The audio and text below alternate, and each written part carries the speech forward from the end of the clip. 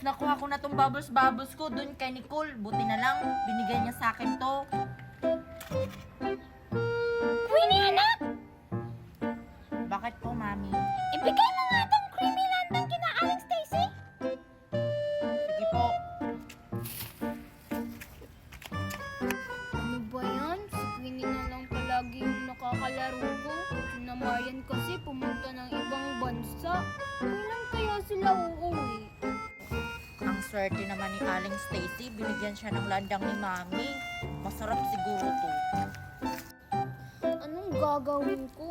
Nasaan ba kasi si Queenie? Maglalaro sana kami?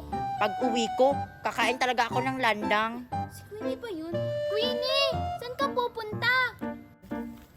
Pupunta ako doon kina Aling Stacy. Inutusan kasi ako ni Mami na ibigay ko to sa kanya. Wow, ang bait mo naman, Queenie.